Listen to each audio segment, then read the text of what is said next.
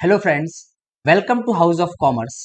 आज का हमारा जो टॉपिक है वो है बैंक रिकंसिलिएशन स्टेटमेंट, जिसको हम बीआरएस के नाम से भी जानते हैं। बीआरएस जानने से पहले हम कुछ बेसिक चीजें जानते हैं कि बिजनेस जब भी कोई ट्रांजैक्शन करता है तो उसकी अकाउंटिंग करता है उनके बुक्स ऑफ अकाउंट में।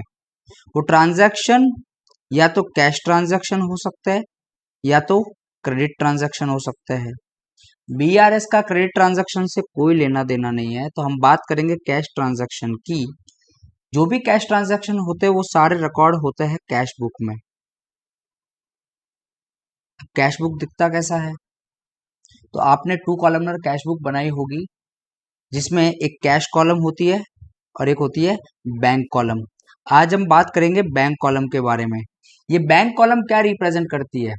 तो बिजनेस का कोई भी बैंक के अंदर जो अपना अकाउंट होता है, उस अकाउंट के सारे रिकॉर्ड बिजनेस के बुक में भी रिकॉर्ड किया जाता है। तो जब पैसा आता है, जब बिजनेस के बैंक अकाउंट में पैसा आता है, तो बिजनेस उसको क्या करता है? डेबिट करता है। तो मैं बोल सकता हूं कि सारी रिसीट्स बिजनेस रिकॉर्ड करेगा उसके डेबिट साइड में। वैसे ही जब भी बैंक अकाउंट में से पैसा जाएगा, तो बिजनेस के बुक ऑफ अकाउंट में हम रिकॉर्ड करेंगे ऑन दी क्रेडिट साइड। ऐसा क्यों किया जाता है? बैंक बैलेंस बिजनेस का असेट होता है और असेट का रूल है debit what comes in, credit what goes out. जब भी असेट आता है तो हम डेबिट करते हैं, जब भी पैसा आएगा हम डेबिट करेंगे, हम लिखेंगे डेबिट साइड पे, हम उसको रिसीट को लिखेंगे डेबिट साइड पे। वैसे ही कभी भी पेमेंट किया, पैसा गया, तो हम उसको रिकॉर्ड करेंगे ऑन दी क्रेडिट साइड। जैसे हम रिकॉर्डिंग कर रहे हैं सारे ट्रांजैक्शन की, वैसे बैंक भी अपने सारे कस्टमर के अकाउंट्स को रिकॉर्ड करता है उनके पासबुक में, जिसको बोला जाता है पासबुक या फिर बैंक स्टेटमेंट। बट फर्क ये है कि जब पैसा आता है तो हम हमारे बुक्स में उसको डेबिट करते हैं। बट बैंक, आपको याद होगा दोस्तों, जब तुम्हारे अकाउंट में पैसा आया होगा, तुमको बैंक की तरफ से एक मैसेज आया होगा, your account has been credited with. देखो, जब पैसा आ रहा है बैंक मैसेज भेज रही है, भैया your account has been credited with. मतलब बैंक पैसा आ रहा है तो उसको क्या कर रही है? क्रेडिट कर रही है। क्रेडिट क्यों क्रेडिट कर रही है भैया? क्योंकि बैंक के पास कस्टमर का पैसा आ रहा है तो लायबिलिटी बढ़ रही है। क्योंकि बैंक को पैसा लौटाना है ना कस्टमर को, तो बैंक के लिए लायबिलिटी हो गई, तो वो लायबिलिटी बढ़ेगी तो क्या होगी? क्रेडिट होगी। इसके लिए बैंक क्या करता है? क्रेडिट करता है। और उसी जगह पे जब बैंक में पैसा आ रहा है, हम क्या कर रहे हैं? डेबिट कर रहे हैं। मतलब हमारा और बैंक का जो अकाउंटिंग है वो क्रॉस में चल रहा है। हम डेबिट करेंगे, बैंक क्रेडिट करेगा। हम क्रेडिट करेंगे, बैंक डेबिट करेगा। अब जानते हैं बीआरएस क्या होता है? बैंक रिकंसिलिएशन स्टेटमेंट होता क्या है? बीआरएस इज अ स्टेटमेंट, मैं इसको जरा हाईलाइट कर देता हूं। BRS is a statement which reconciles bank balance as per cash book and balance as per passbook.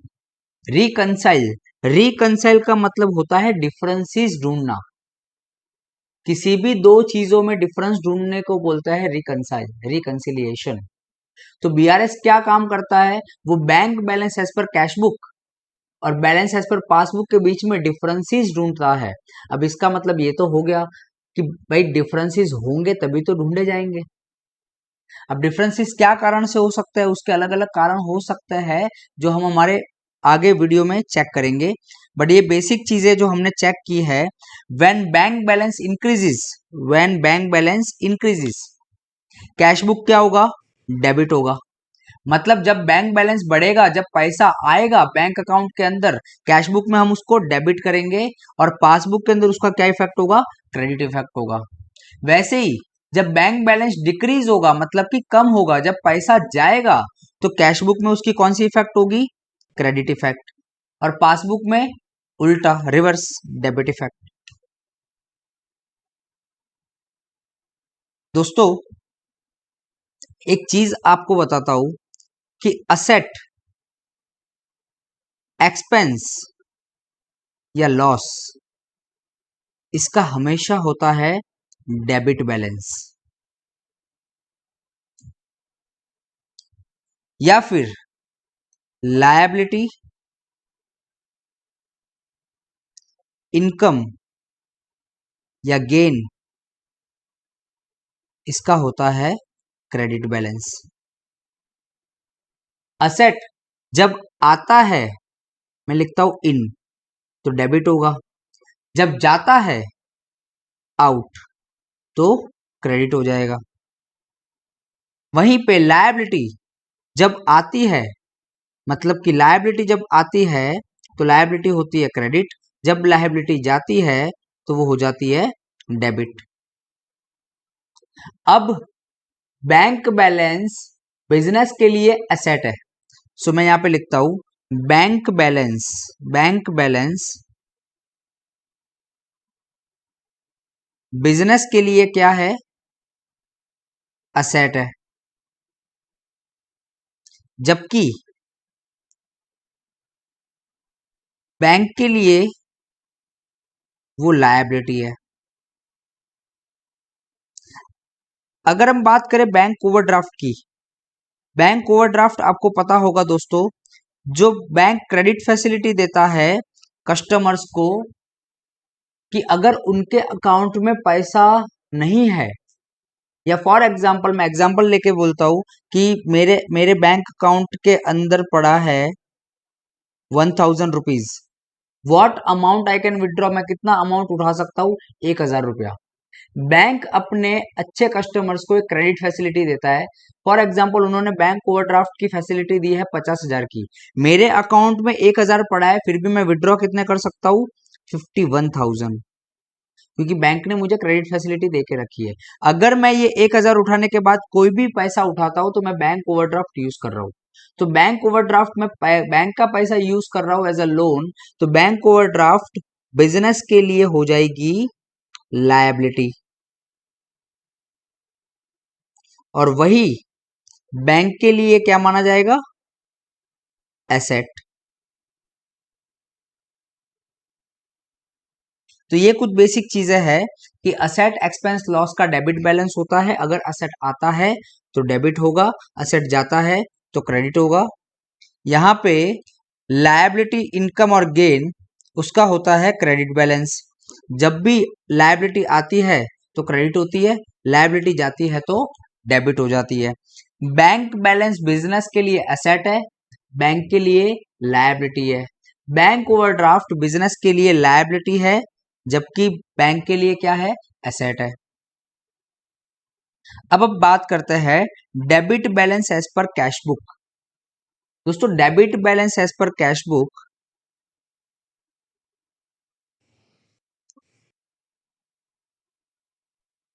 और credit balance as per passbook.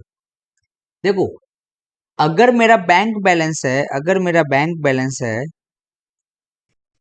तो वो बैंक बैलेंस मेरे कैश बुक में डेबिट बैलेंस की तरह दिखेगा और पासबुक के अंदर क्रेडिट बैलेंस की तरह दिखेगा। उसको बैंक बोलती है फेवरेबल बैलेंस। मतलब कि मेरा पैसा, कस्टमर का पैसा बैंक के अंदर पड़ा है, वो बैंक के लिए फेवरेबल बैलेंस हुआ। Credit balance as per cash book is equal to debit balance as per passbook. मतलब कैश बुक का क्रेडिट बैलेंस बोलो या पासबुक का डेबिट बैलेंस बोलो, वन एंड दी सेम, जिसको बोला जाता है बैंक ओवरड्राफ्ट, जो बैंक बोलती है जिसको अनफेवरेबल बैलेंस। वापस, जब debit balance as per cash book होता है तो उसको बोला जाता है बैंक बैलेंस। जब credit balance as per cash book होता है तो उसको बोला जाता है बैंक ओवरड्राफ्ट। जब credit balance as per passbook होता है तो उसको बोला जाता है बैंक बैलेंस, और जब debit balance as per passbook होता है तो उसको बोला जाता है बैंक ओवरड्राफ्ट। अब मेन मुद्दे पे आते हैं कि ऐसे क्या कारण हो सकता है जिसकी वजह से कैश बुक में और पासबुक में डिफरेंसेस होते हैं। तो first one is time difference. Timing differences क्या होता है, एक एग्जांपल से समझते हैं। फॉर एग्जांपल राम ने मुझे चेक दिया है 10 तारीख को, तो जैसे मुझे राम ने चेक दिया, मैंने उसकी एंट्री कर दी 10 तारीख को, 10 सितंबर to Ram account, let's say 20,000 rupees. But मैंने एंट्री कर दी, क्या बैंक में वो एंट्री तुरंत ही आ जाएगी? नहीं, बैंक में मुझे वो चेक डिपॉजिट करना पड़ेगा। उसके बाद बैंक राम के अकाउंट से पैसा डिडक्ट करके वो पैसा मेरे अकाउंट में डिपॉजिट करेगी। तो इस प्रोसेस में करीबन 1 से 2 दिन का टाइम लग जाता है। तो मेरे कैश बुक के अंदर ये एंट्री आ गई है 10 तारीख को, हो सकता है पासबुक में ये एंट्री आएगी 12 तारीख को। तो 12/9 को बैंक क्या करेगा, मेरा अकाउंट क्रेडिट करेगा 20,000 रुपए से राम के नाम पे। अब अगर मैं 11 तारीख को मेरा बैलेंस देखता हूं एज पर कैश बुक और पासबुक, तो मैच नहीं करेगा, क्योंकि कैश बुक में एक एंट्री जो 10 तारीख को मैंने रिकॉर्ड की है, वो पासबुक में 10 तारीख को रिकॉर्ड नहीं हुई है, वो 12 तारीख को रिकॉर्ड हुई है। तो ये जो टाइमिंग का जो डेविएशन है या टाइमिंग का जो डिफरेंस है, उसकी वजह से मेरा कैश बुक और पासबुक मैच होता नहीं है। तो ये एक हो गया रीजन डिफरेंस का। दूसरा रीजन है ट्रांजैक्शन रिकॉर्डेड बाय, जरा इसको हाईलाइट करते हैं, transactions recorded by bank without intimation to customer. कुछ ट्रांजैक्शन ऐसे होते हैं जो कस्टमर्स को पता नहीं होते और बैंक डिडक्ट कर देता है या बैंक डिपॉजिट कर देता है। फॉर एग्जांपल, किसी कंपनी से डिविडेंड आया है या बैंक ने हमारे अकाउंट में इंटरेस्ट क्रेडिट किया है, तो बैंक हमें कॉल नहीं करेगा, भैया आपके अकाउंट में हम डिपॉजिट कर रहे हैं, आप जाग रहे हो ना, हम जाग रहे हैं या सो रहे हैं, बैंक हमारे अकाउंट में डिपॉजिट कर देगा। बट फर्क क्या होगा, उसकी एंट्री पासबुक में हो जाएगी, क्योंकि बैंक को तो पता है ना वो क्या डिपॉजिट कर रहा है। कैश बुक में नहीं होगी, क्योंकि हमको पता नहीं है, हम तो सो रहे हैं घर पे। तो उसे कारण की वजह से बैंक का जो पासबुक है और हमारी जो कैश बुक है, उसके बीच में क्या आ जाएगा, डिफरेंसेस आ जाएंगे। और errors for which humans are made, अगर हम है तो एरर्स तो होने ही चाहिए। ये एरर क्या हो सकता है डिफरेंसेस का कारण, हमको कोई ट्रांजैक्शन रिकॉर्ड करना था डेबिट साइड में और उसी टाइम पे कोई कस्टमर आ गया, हमने जल्दी जल्दी से रिकॉर्ड करने में हमने उसको रिकॉर्ड कर दिया क्रेडिट साइड में। तो उस वजह से क्या होगा, जो डिफरेंस है वो शो करेगा between the cash book and passbook. तो 3 डिफरेंस मेजर हो सकता है रीजन, एक होता है टाइमिंग डिफरेंस और एक होता है ट्रांजैक्शन रिकॉर्डेड बाय बैंक, मतलब बैंक ने कोई ट्रांजैक्शन रिकॉर्ड कर दिया है जिसकी कस्टमर को अभी तक भनक लगी नहीं है। और एक है एरर्स, जो बैंक भी कर सकता है, कभी कभार बैंक भी एरर कर देता है, ऐसा जरूरी नहीं है कि हम ही एरर कर दे, बैंक भी कर सकता है। अब हम जानते हैं पॉइंट ऑफ ट्रांजैक्शन रिकॉर्डिंग, कौन से स्टेज पे कोई भी ट्रांजैक्शन की रिकॉर्डिंग होती है और उसको रिकॉर्ड पहले कौन करेगा, कैश बुक में रिकॉर्ड किया जाएगा या पासबुक उसको रिकॉर्ड करने वाला है। तो आइए एक एक करके जानते हैं। Check deposited in bank but not credited by bank, check deposited in bank but not credited by bank. एक कस्टमर आया, उसने चेक दिया, वो चेक मैंने जैसे ही कस्टमर से लिया मैंने उसकी एंट्री कर दी। सबसे पहली एंट्री मैं यहाँ पे सीक्वेंस लिखता हूँ, फर्स्ट एंट्री होगी कैश बुक में, क्योंकि जैसे कस्टमर ने मुझे चेक दिया मैंने उसकी रिकॉर्डिंग कर दी कैश बुक में। पासबुक में रिकॉर्ड कब होगा, जब वो चेक डिपॉजिट हो गए, वो सामने वाले कस्टमर के अकाउंट से पैसा डिडक्ट होके और मेरे अकाउंट में आएगा। तो सेकंड रिकॉर्डिंग होगी पासबुक में। अगर फर्स्ट रिकॉर्डिंग कैश बुक में हो रही है तो कैश बुक का बैलेंस क्या होगा, प्लस हो जाएगा। पासबुक का भी नहीं हुआ है, पासबुक का जब सेकंड पॉइंट पे जब पासबुक एंट्री करेगी तब प्लस होगा। सेकंड है check issued but not presented for payment, check issued but not presented for payment. यहाँ पे हमने किसी कस्टमर को या सॉरी हमने किसी सप्लायर को चेक दिया है और वो चेक अभी तक बैंक में गया नहीं है, बट जब मैंने चेक दे दिया था तो मैंने उसकी एंट्री कर दी थी। तो यहाँ पे अगेन फर्स्ट एंट्री हो रही है कैश बुक में। पासबुक में एंट्री कब आएगी, जब वो जो सप्लायर है वो पैसा वो चेक डालेगा बैंक के अंदर और वो बैंक हमारे अकाउंट से पैसा डिडक्ट करके और वो सप्लायर के अकाउंट में डालेगी। तो यहाँ पे सेकंड एंट्री करेगा पासबुक। तो पहली एंट्री कैश बुक में हो रही है, कैश बुक में प्लस होगा या बैलेंस माइनस हो जाएगा? माइनस हो जाएगा, क्योंकि हम किसी को चेक देते हैं तो हमारा बैंक बैलेंस कम हो जाएगा। फिर है direct deposit by customer in bank.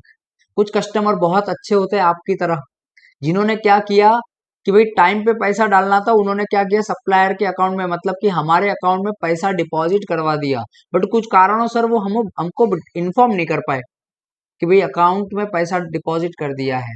अब क्या होगा, बैंक की पासबुक में उसकी एंट्री आ जाएगी। तो यहाँ पे पहली रिकॉर्डिंग हो रही है पासबुक में।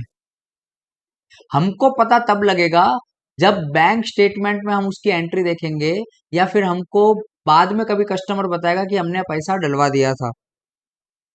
तो सेकंड एंट्री हमारे पास हो रही है। अच्छा, फर्स्ट एंट्री पासबुक में हो रही है, पासबुक का बैलेंस बढ़ेगा या कम होगा? कस्टमर अगर डिपॉजिट करवाता है तो पैसा बढ़ेगा, तो प्लस होगा। Interest credited by bank. Interest credited by bank मतलब बैंक ने हमारे अकाउंट में इंटरेस्ट, हमको जो बैंक इंटरेस्ट है वो क्रेडिट किया है। बैंक ने क्रेडिट किया मतलब बैंक अकाउंट में पैसा आया, बट इसकी एंट्री कहाँ होगी, पासबुक में या कैश बुक में? तो ऑब्वियसली बैंक अगर क्रेडिट कर रहा है तो सबसे पहला पता बैंक को है, तो बैंक पहले एंट्री करेगा, फर्स्ट एंट्री बैंक करेगा, और उसके बाद जब हम पासबुक चेक करेंगे या जब हमको कोई मैसेज आएगा उसके बाद हमको पता चलेगा और हम ट्रांजैक्शन को रिकॉर्ड करेंगे। तो इसकी इफेक्ट क्या होगी, पासबुक में बैलेंस बढ़ जाएगा। Bank charges commission debited by bank. Bank ने कुछ चार्जेस डिडक्ट किए हैं, तो ऑब्वियसली अगेन अगर बैंक ने चार्जेस डिडक्ट किए तो पहला रिकॉर्डिंग कौन करेगा, बैंक करेगा, मतलब कि पासबुक में रिकॉर्डिंग होगी। दूसरी रिकॉर्डिंग होगी कैश बुक में। अच्छा, प्लस होगा माइनस होगा? माइनस होगा। उसके बाद है direct payment made by bank. कुछ पेमेंट्स ऐसे होते हैं जो शेड्यूल्ड होते हैं, मुझे पता है कि इसकी पेमेंट मुझे इस तारीख को करनी है, जैसे कि कोई बैंक की ईएमआई भरनी है मुझे, तो मैंने ऑटो डेबिट का सिस्टम करवा के रखा है। अब बैंक मुझे कॉल नहीं करेगा कि भैया आपके अकाउंट में से पैसा ले लूं क्या, वो क्या करेगा कि वो पैसा काट लेगा। अब कभी कभार क्या होता है कि बैंक पैसा काट ले रहा है, हमको पता बाद में चलेगा, क्योंकि हम क्या करते हैं, शेड्यूल करने के बाद हम भूल जाते हैं कि भाई हमने कुछ ऐसा शेड्यूल किया है। तो इसकी ट्रांजैक्शन रिकॉर्डिंग पहले होगी पासबुक में, तो पासबुक रिकॉर्ड करेगा इसको, उसके बाद इसकी रिकॉर्डिंग होगी कैश बुक में। अगर पेमेंट हो रहा है तो मुझे आप बताइए कि पैसा आएगा या जाएगा? ऑब्वियसली पैसा जाएगा, और जाएगा तो क्या हो जाएगा, बैंक बैलेंस कम हो जाएगा, मतलब कि माइनस। फिर amount recovered on behalf of a trader. हमने क्या किया, कुछ पेमेंट कलेक्ट करने थे, तो हमने बैंक को इन्फॉर्म कर दिया कि भाई आप ये पेमेंट कलेक्ट कर लेना हमारे बिहाफ में। अब बैंक ने कलेक्ट किया है तो सबसे पहला ट्रांजैक्शन कौन रिकॉर्ड करेगा, ऑब्वियसली बैंक रिकॉर्ड करेगा। तो आप देख सकते हो मोस्ट ऑफ द केसेस में बैंक पहले ट्रांजैक्शन रिकॉर्ड कर रहा है, उसके बाद कैश बुक में रिकॉर्डिंग हो रही है। और अगर हमारे बिहाफ पे बैंक अगर रिकवर कर रहा है पैसा तो बैंक बैलेंस बढ़ जाएगा। ये है dishonour of bill. Dishonour of bill क्या होता है, तो जब हमने किसी पार्टी को, हमारे डेटर से हमको पैसा लेना था, हमने एक बिल ऑफ एक्सचेंज उनके नाम पे लिख के बिल एक्सेप्ट करवा लिया। वो बिल हमको पैसे की जरूरत थी, हमने बैंक को दिया। बैंक के पास एक फैसिलिटी है बिल डिस्काउंटिंग की। बैंक हमको क्या करता है, मैच्योरिटी डेट के पहले वो बैंक हमको क्रेडिट फैसिलिटी देता है। बैंक ने मुझे पैसा दे दिया, अब क्या हुआ, मैच्योरिटी डेट पे बैंक पैसा कलेक्ट करेगा हमारे डेटर से, बट हमारे डेटर ने वो पैसा चुकाया नहीं, मतलब कि डेटर हो गया डिसओनर। तो वो जो बिल ऑफ एक्सचेंज है वो अगर डिसओनर हो गया तो बैंक पैसा कलेक्ट किसके पास से करेगा, उसी के पास से जिसको बैंक ने क्रेडिट दी है। तो बैंक ने क्रेडिट हमको दी थी, तो बैंक क्या करेगा, हमारे अकाउंट में से पैसा काट लेगा।